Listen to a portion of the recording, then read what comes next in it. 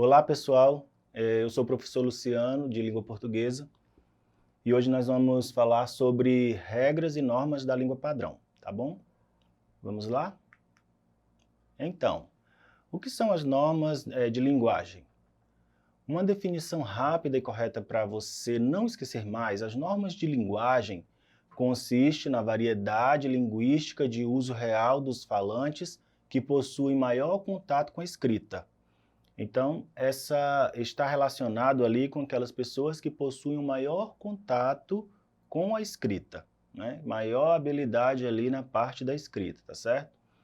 E a norma padrão da língua portuguesa? A norma padrão é a normatização da gramática, certo? O gramático, ele delimita, localiza e identifica quem são os falantes da norma culta. Ele coleta ali a língua utilizada por eles e fornece uma descrição objetiva e clara da língua. É dentro deste padrão que ocorre o processo de alfabetização no ambiente escolar. Então, a norma padrão da língua portuguesa ela vai acontecer assim, dessa forma. O gramático ele vai ali, né, revisitando aqueles falantes dentro daquele contexto que foi apresentado aí para vocês, e ele vai coletando, certo? Vai fazendo esse estudo aí de pesquisa e vai catalogando, escrevendo ali, certo? Para que nós depois possamos revisitar, observar e ver como é falado aquilo ali, certo? E tradicionalmente o processo de aprendizagem da língua portuguesa no Brasil, ele ocorria por meio de quê? De cartilhas de alfabetização. Aí eu trouxe dois modelos, tá, para vocês verem, que é a cartilha de Sodré e o Caminho Suave. E essas cartilhas, elas trabalhavam ali na base da repetição, né, utilizando, vamos identificar ali as vogais, as consoantes, aí junta, né, o ba, bebi, babu, depois o babá, bebé, e assim ia esse processo de alfabetização. Porque nessa época era a forma que se ensinava, né? Aí uma observação aqui, o importante é que a partir do processo de alfabetização, né, a partir do processo ali que a gente começa a aprender, né, a escrita ali, para o domínio da leitura e da escrita, as crianças elas passam a ter o acesso à parte formal do idioma. E é o caminho para alcançar a norma culta, e que é a base para mandar bem numa redação do Enem, por exemplo, certo? Então é a partir daí que a gente vai tendo contato com essa norma culta, lá na alfabetização, e a gente vai conhecendo, aprendendo, absorvendo, para quando chegar lá no processo final, né, do ensino médio, certo? A gente conseguir fazer uma boa redação, tá? Com base no conceito de norma padrão ou norma culta, é possível notar variações nas diferentes regiões do Brasil, nos usos e costumes, mas os fundamentos do idioma podem e devem ser preservados, independentes dos regionalismos, tá? Então, quando se estuda aí a língua, né, a língua em si, a gente observa que de uma região para outra há uma diferença na forma de falar. É isso que ele está dizendo, tá? Níveis de linguagem. Ao usarmos a linguagem verbalizada, podemos registrá-la de forma falada ou escrita. Ambas se apresentam aos contextos linguísticos, né, basicamente de duas maneiras, da forma culta ou da forma coloquial, tá? Então, no momento que eu estou aqui conversando, se eu estou ali com os meus amigos, eu vou falar de uma forma mais coloquial, utilizando menos regras, mais gírias, né, mais expressões ali do meu dia a dia. Já quando eu estou ali escrevendo ou quando eu estou ministrando alguma coisa, um trabalho, eu já vou utilizar uma forma mais culta, né? Utilizar uma forma melhor, rebuscada ali para se falar ou para se escrever, tá? Aí nós temos aí o nível culto, tá? Prima pela correção gramatical, pela ausência de gírias e de expressões ou termos regionalistas. As frases são melhor elaboradas e o vocabulário é mais rico. Tá? Encontramos esse tipo de linguagem nos livros, nas revistas, palestras, tá? Entrevistas, dentre outras formas aí, tá bom? E o coloquial, ele já vai dispensar essa formalidade, ele vai já aceitar os regionalismos, as gírias, e é uma maneira mais descontraída de usar a língua, tá bom? Então, a gente utiliza isso aí mais no bate-papo ali do dia a dia, conversa familiar, um bilhete, certo? Como eu já disse. Uma observação aqui que eu trouxe para vocês. é que o José Carlos de Azeredo ele pontua aí para nós, ó, que cabe a cada usuário da língua, ou seja, cada um de nós falantes, né, avaliar o contexto de uso e escolher a forma de expressão mais apropriada. Ou seja, se nós temos conhecimento da língua, tanto da forma coloquial quanto da culta, se a gente estudou e entende, então a gente tem que avaliar o contexto, aonde nós estamos e qual a forma que nós devemos utilizar essa língua ali naquele momento, tá?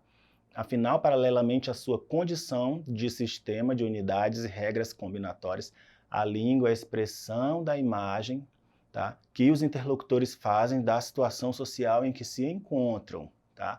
Em outras palavras, o uso da língua é uma forma de comportamento e, como tal, requer de seus usuários discernimento para adequar as formas que empregam a situação e a finalidade do ato comunicativo. É nisso que consiste a competência verbal de um cidadão. Ou seja, é meio assim pesada a frase que ele trouxe aí, mas isso é um alerta para a gente. Porque nós que estudamos, né, temos conhecimento, que fomos aprofundar, diferente, né, dos nossos pais que não tiveram tantas oportunidades, nós podemos nos posicionar de formas diferentes, dependente da situação que a gente for. Se eu for para uma reunião, ou para uma entrevista de emprego, eu tenho que usar uma forma de linguagem diferente. Tá? Se eu estiver conversando com um amigo, é uma forma diferente se eu estiver conversando com o meu patrão, tá certo? É isso aí que ele está dizendo para a gente. Porque a língua que nós utilizamos, o jeito que a gente fala, a forma como a gente fala, ela identifica para as pessoas o meio que a gente vive. É isso que ele disse aí, tá? Então aí eu trouxe uma diferença de variedade padrão para uma não padrão, tá? Aí nós temos a maior preocupação com a pronúncia entre o nós, o vocês, tá bom? Aí no não padrão a gente acrescenta o nós, vocês, tá bom, né? Não vou, tá, pra. Isso aí dentro da língua falada é normal. Agora, quando é que já vai deixar de ser, né? Quando ela passa para o papel. Se eu sei escrever nós da forma correta, ortograficamente, então eu tenho que utilizar o nós do jeitinho que ele está lá, dito pela gramática normativa, tá certo? Não vou cair ali dentro do erro ortográfico, vou perder ponto ali na minha redação, tá? Nós temos aqui também, ó, no uso da forma do nós, exemplo, nós sempre lutamos muito, aí quando vai para não padrão, a gente utiliza o agente no lugar, né? A gente sempre lutou muito, tá? Depois, os meninos vão bem, já de concordância, os meninos vai bem, já não concorda direito ali, né? O artigo com o substantivo, tá? Ou então ele mistura ali as pessoas do discurso. Você sabe que o enganam. Aí lá no não padrão você sabe que te enganam. Você está falando de quem, né? De mim que me enganam ou que enganam ele? Misturou as pessoas do discurso na variedade não padrão. Dentro da oralidade, isso aí vai ser compreendido, mas na hora de escrever, não vai, né? Por isso que nós temos que sempre estar observando, tá bom? Então, qual é a diferença aí entre essa norma gramatical, padrão e culta? A gramatical está relacionada à gramática normativa, aquela que vai determinar a forma, né, que a gente vai utilizar ali a parte escrita, as regras, né, que já estão meio que quase em desuso, já muito ultrapassadas, né, dentro da gramática. Temos que fazer aí uma atualização. E a norma padrão, por sua vez, está vinculada a uma língua modelo. Ela segue prescrição representadas na gramática, mas é marcada pela língua produzida em certo momento da história, tá? Ou da sociedade. Então, a norma padrão ela já vai seguindo aqui a agilidade da língua. Então, que todos estão utilizando, por exemplo, o agente, ali foi colocado como não padrão, mas o agente já é tão utilizado, né? Que ele já passou a estar como norma padrão. Todos nós utilizamos dentro dos nossos discursos, dos nossos textos, certo? E a norma culta é a que resulta da prática da língua em um meio social considerado culto. Tá? Então, é a prática da língua. Quando eu vou ali para um meio social, para um grupo, eu vou saber utilizar aquela norma dentro daquele meio, tá bom? Em muitos casos, é na escola que ocorre o único contato das crianças com a gramática normativa e com a norma padrão. Então, é dentro da escola que a gente começa a ter esse contato, a saber, a diferenciar isso aí, que o jeito que eu falo em casa não é o jeito que a gramática determinou, né? O que a escrita do português, de fato, ela vem a ser dentro da escrita ali na hora de passar para o papel, tá bom? E o preconceito linguístico, o que é isso? Como você viu ali, né, a norma culta e a norma padrão são duas coisas distintas, tá? A nossa língua ela está sujeita a essas variações, dependendo aí do contexto, dependendo do fator aí geográfico, histórico, sociocultural, vai depender do lugar, né? Então a nossa língua ela vai mudar, tá? Aqui no Acre a gente fala de um jeito, lá em Rondônia eles já falam de outro jeito. Então isso é uma variedade linguística, tá? E isso no Brasil é muito comum. Então, o preconceito linguístico ele está relacionado que a isso.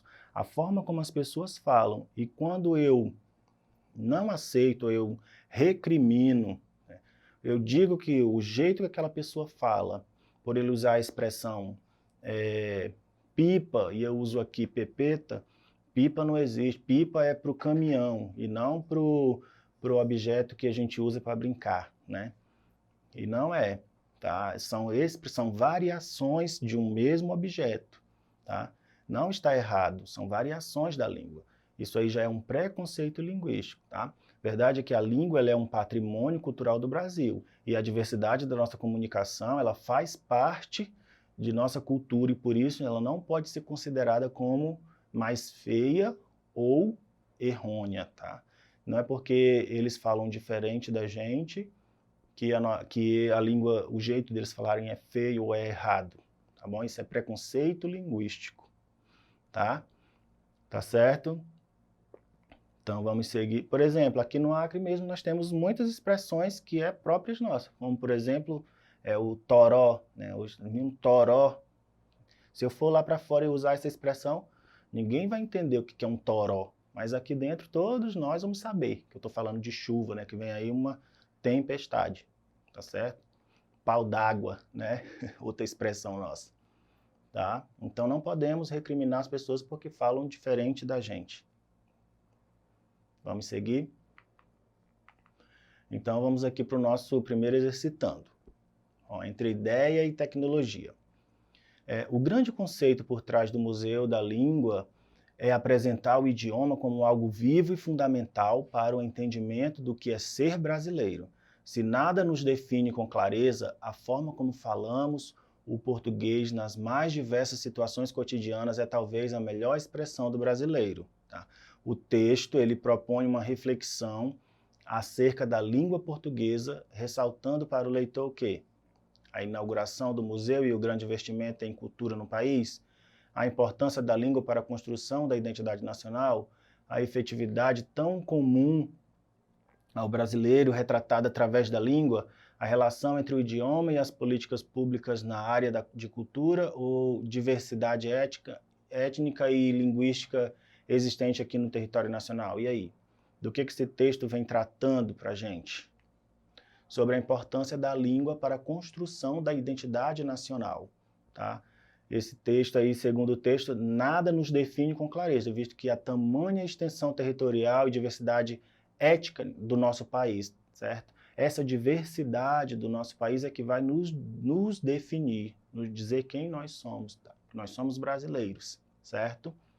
Então, pessoal, por hoje é só. Revisem essa aula e outras lá na plataforma Eduque para que vocês possam compreender melhor o conteúdo, tá certo? Até a próxima!